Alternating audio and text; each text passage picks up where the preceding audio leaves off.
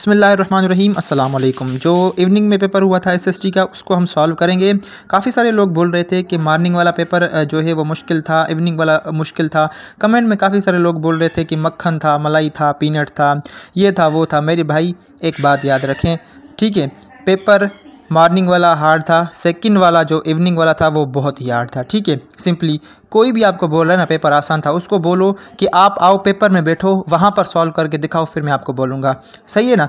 वहाँ बाहर से तमाशाई बैठकर बातें करते हैं कि ग्राउंड में जाऊँगा, ऐसे छक्के लगाऊँगा, वहाँ ग्राउंड में पहुँचते हैं ना तो उनकी हवा निकल जाती है। आपने पेपर दिया है, अच्छा दिया है, आपकी अगर बुरा हुआ है टेस्ट तो और ज़्यादा मेहनत करें। ठीक है।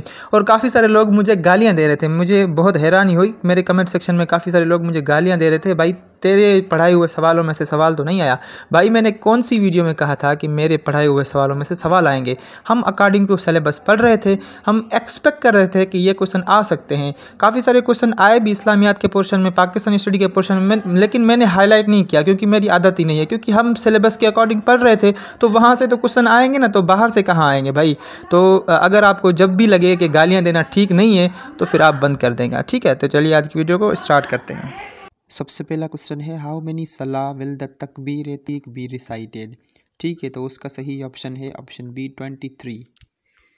अगला क्वेश्चन है, वो made the silver encasement of हजर असवद फॉर द फर्स्ट टाइम। हजर असवद के पास जो साइडों से सिल्वर जो लगी होती है वो जो है फर्स्ट टाइम किसने बनाई थी? तो उसका सही ऑप्शन है ऑप्शन ए, हज़रत अब्दुल्ला बिन ज़ुबैर रज़ी अल्लाह तआला अन्हु ने बनाई थी। और किसिंग हजर असवद क्या बुलाते हैं हम उसको हम बुलाते हैं इस्तलाम। अगला क्वेश्चन है, what was the age of Hazrat Abdul मुत्तलिब। हज़रत अब्दुल मुत्तलिब की जब इंतकाल हो गया था उनका, तो उस वक्त उनकी उम्र कितनी थी? तो उसका सही ऑप्शन है ऑप्शन सी 94 ईयर्स। अगला क्वेश्चन है, हज़रत खदीजा रज़ी अल्लाह तआला अन्हा डाइड इन। हज़रत खदीजा का इंतकाल कब हो गया था? तो उसका सही ऑप्शन है ऑप्शन बी 619 AD में। अगला क्वेश्चन है, what are the 3 white days in Islam. ये सवाल जिसने इस्लामियात को एज अ सब्जेक्ट पढ़ा होगा ना यूनिवर्सिटी में, उसको ही आता होगा। बाकाया मेरे ख्याल से किसी को जो है कम लोगों को ही ये सवाल आया होगा। तो उसका सही ऑप्शन है option D 13th, 14th and 15th days of every month in Islamic calendar. ये जो भी मैंने आपको आंसर बताए हैं ये मैंने गूगल से कंफर्म किए हैं। अगर आपके इल्म में मैं गलत बता गया हूँ, आपको सही पता है, तो आप कमेंट सेक्शन में मुझे लाजमी बताएं। मैं अपनी गलती जो है एक्सेप्ट करने के लिए ऑलवेज़ रेडी हूँ। अगला क्वेश्चन है, व्हेन वाज द गज़वाए गतफ़ान फाट। गज़वाए गतफ़ान जो है वो कब लड़ी गई थी? तो उसका सही ऑप्शन है ऑप्शन ए 3 हिजरी में लड़ी गई थी वो। अगला क्वेश्चन है, व्हेन वाज गज़वा ऑफ बदर अल सुगरा टुक प्लेस। ये सवाल किसी को भी गूगल पर नहीं मिल रहा, ना ही मुझे मिला। ठीक है, ये सवाल अगर आप में से किसी ने पढ़ा है, क्योंकि हमें गूगल पर तो नहीं मिल रहा, आप में से ऐसा अगर किसी ने पढ़ा है और सही पढ़ा है तो कमेंट सेक्शन में लाजमी बताइएगा, क्योंकि मेरे ख्याल से किसी को भी इसका जवाब नहीं मिला होगा गूगल पर। तो किसी को भी आ रहा है तो कमेंट सेक्शन में लाजमी बताएं। और आप एक बार मर्तबा जो है कमेंट सेक्शन लाजमी चेक कर दिया करें, क्योंकि क्या पता किसी ने जो है वो राइट आंसर बता दिया हो। ठीक है, बात है सीधी भाई, मुझे गलत बताना नहीं आता, मैं नहीं आ रहा ना, आपसे पूछ रहा हूँ सिंपली। अगला क्वेश्चन है, हज़रत खदीजा रज़ी अल्लाह तआला अन्हा रिमेन्ड मैरिड विद हज़रत मोहम्मद सल्लल्लाहु अलैहि वसल्लम फॉर डैश ईयर्स। हुज़ूर करीम सल्लल्लाहु अलैहि वसल्लम और बीबी खदीजा का जो है वो निकाह कितने साल था? तो उसका सही ऑप्शन है ऑप्शन सी 25 ईयर्स जो है उनके निकाह में थी हज़रत बीबी खदीजा। अगला क्वेश्चन है, व्हेन हज़रत अबू बकर बिकेम द कैलिफ। हज़रत अबू बकर खलीफा जो है वो कब बने थे? तो उसका सही ऑप्शन है ऑप्शन बी 632 CE में। प्रोफेट सल्लल्लाहु अलैहि वसल्लम not offered funeral prayer of. Not offer लिखा हुआ है, किसकी नहीं पढ़ी थी हुज़ूर करीम ने? तो उसका सही ऑप्शन है ऑप्शन बी हज़रत खदीजा रज़ी अल्लाह तआला अन्हा। अगला क्वेश्चन है, Awadh was annexed in 1856 by. Awadh को 1856 में जो है किसने एनेक्स किया था? तो उसका सही ऑप्शन है ऑप्शन सी लॉर्ड डलहौजी ने। अगला क्वेश्चन है, the war at Buxar took place on. जिसको भी इसका ईयर पता होगा ना तो उसने सही किया होगा, क्योंकि डेट मैटर नहीं करती यहाँ पर, एग्जैक्ट जो है आपको ईयर याद है तो कोई मसला नहीं है। तो उसका सही ऑप्शन है ऑप्शन सी 22 अक्टूबर 1764 में वार ऑफ बुक्सर जो है वो लड़ी गई थी। इससे पहले एक मशहूर वार लड़ी गई थी, वार ऑफ प्लासी 1757 में, नवाब सिराजुद्दौला और लॉर्ड क्लाइव के दरमियान। अगला क्वेश्चन है, Khilafat conference at Larkana was held from. Khilafat की जो कॉन्फ्रेंस हुई थी लाड़काना में वो कौन सी तारीख से लेकर कौन सी तारीख तक चली थी? ये सवाल किसी को भी गूगल पर नहीं मिल रहा था, लेकिन मैंने जब ये सर्च किया तो मुझे एक जो है केस स्टडी सामने आई जो कि यूएस की किसी ऑर्गेनाइजेशन ने की थी। तो उसी केस स्टडी में लिखा हुआ था, जो डेट लिखी हुई थी कि एक खिलाफत कॉन्फ्रेंस लाड़काना में यहाँ से यहाँ तक हुई थी।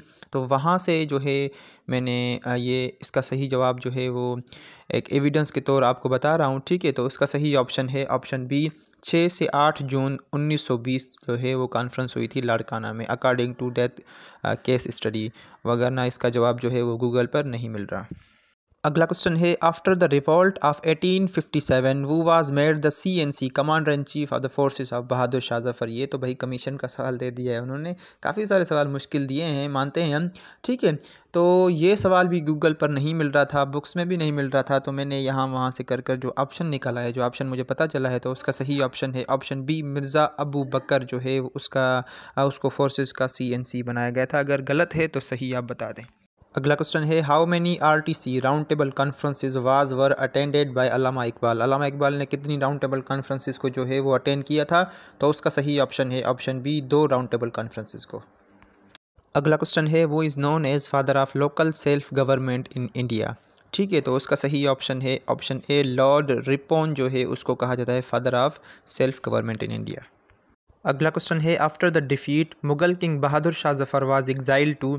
1857 वाली जो जंग थी उसमें बहादुर शाह जफ़र को शिकस्त हो गई, फिर अंग्रेज़ों ने उसको कहाँ पर कैद किया था।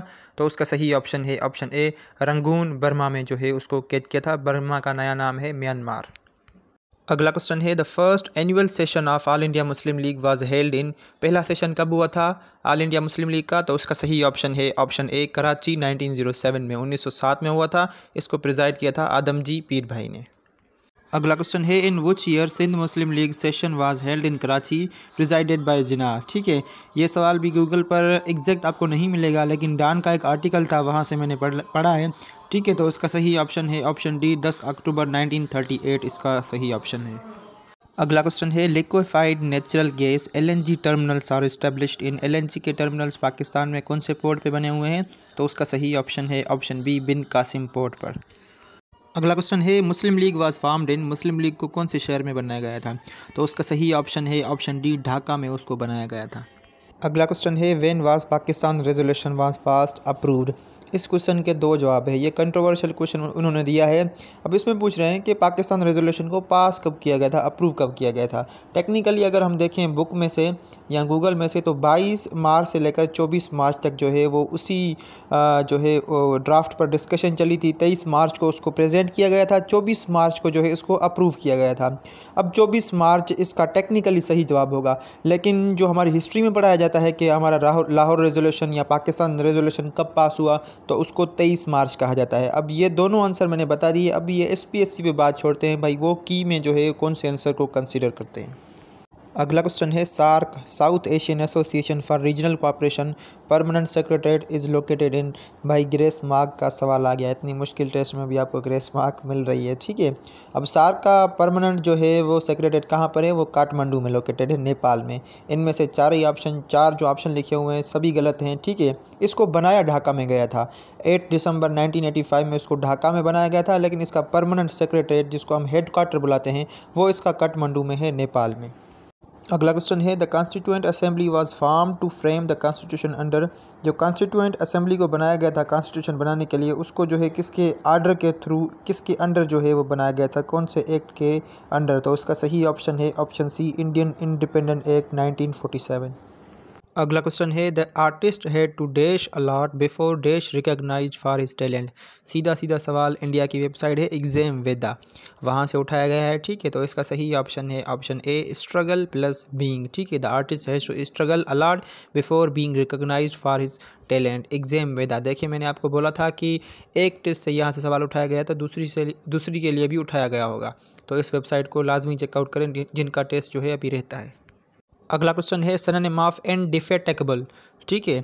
तो उसका सही ऑप्शन है ऑप्शन ए, इसका सही सिनोनिम होगा टायरलेस। ऐसी एफर्ट्स जो कि अनटायरिंग हो, नेवर टायरिंग हो या अनवियर्ड हो, या जो भी आपकी टायरलेस एफर्ट्स होती है उसके लिए ये वर्ड इस्तेमाल करते हैं। अगला क्वेश्चन है, cannon had dash unique qualities dash it was used in ancient times, ठीक है। ये सवाल सीधा पाक MCQ से कॉपी पेस्ट किया गया है और इसका सही ऑप्शन है option A, such and that. Cannon had such unique qualities that it was used in ancient times. अगला क्वेश्चन है she dash for the upcoming tennis tournament. ठीक है, ये सवाल भी सीधा पाक MCQ से कॉपी पेस्ट किया गया है, तो उसका सही ऑप्शन है option B, she is training for the upcoming tennis tournament. अगला क्वेश्चन है we were in hurry the road being zigzag we had to cut off a corner. अब cut off a corner idiom है, इसकी हमें meaning बतानी है simply. ये भी एग्जाम वेदा से उठाया गया है, तो इसका सही ऑप्शन है option B, to take a shortcut. Cut off a corner का मतलब होता है टू टेक अ शॉर्टकट। अगला क्वेश्चन है एंटोनिम ऑफ अनाक्रोनिस्टिक। ठीक है, अनाक्रोनिस्टिक का मतलब होता है ऐसी चीज़ जो कि पुराने ज़माने की हो, जिसको पोर्ट्रे ना किया गया हो, तो इसका एंटोनिम क्या होगा? उसका सही ऑप्शन है ऑप्शन डी, मॉडर्न, आज की चीज़। अगला क्वेश्चन है I dash New Zealand next year. ये क्वेश्चन भी सीधा सीधा पाक MCQ से कॉपी पेस्ट किया गया है, तो उसका सही ऑप्शन है option D, I am going to New Zealand next year. New Zealand ऐसा कंट्री है जिसने सबसे पहले वुमेन को जो है वोट का राइट दिया था 1893 में। न्यूजीलैंड का कैपिटल है वेलिंगटन। अगला क्वेश्चन है Ahmed said to the magician what have I done to deserve so severe a blow. मैंने आपको बोला था इंट्रोगेटिव जो है वो इफ अफर्मेटिव में जो है वो चेंज हो जाएगा, तो इसका सिंपली मैं आपको करेक्ट आंसर बता रहा हूँ, क्योंकि ऐसे बहुत लंबी हो रही है वीडियो। ठीक है, Ahmed ask the magician, ask क्यों लगाया? क्योंकि वो क्वेश्चन पूछ रहा था। वाट ही हैड, हमने ही हैड क्यों लगाया? क्योंकि हमें सेंटेंस अफर्मेटिव में करना है। वाट ही हैड, हैड हमने क्यों लगाया? क्योंकि ऊपर हैव लगाया हुआ है और हैव की पास्ट फॉर्म हैड है। Had done to deserve so severe a blow. अगला क्वेश्चन है करेक्ट स्पेलिंग। अब इसमें हमें करेक्ट स्पेलिंग बतानी थी, तो उसका सही ऑप्शन है ऑप्शन ए, वर्सटाइल की जो स्पेल थी वो बिल्कुल ठीक थी, बाकी जो 3 हैं वो गलत थे। अगला क्वेश्चन है correct the idiom, sorry choose the idiom. ठीक है, when he tells stories about himself he is incline to draw the long bow. अब ये भी क्वेश्चन एग्जाम वेदा से उठाया गया है, इसका सही ऑप्शन है ऑप्शन सी, वो जब भी अपनी स्टोरीज बताता है जो चीज़ों को एग्जाजरेट करता है, वो चीज़ों को बढ़ा चढ़ा कर जो है वो बताता है।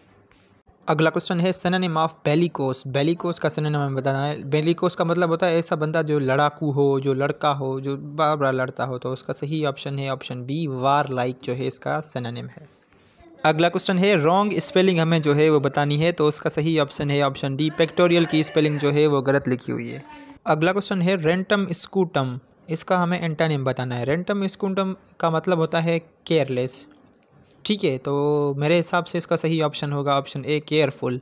रेंटम स्कूटम की मीनिंग भाई एग्जैक्ट तो नहीं आ रही, लेकिन कहीं कहीं पर मैंने इसकी मीनिंग देखी है, तो इसका जो है केयरलेस मतलब आ रहा है, तो इसका सही ऑप्शन ऑप्शन ए होगा।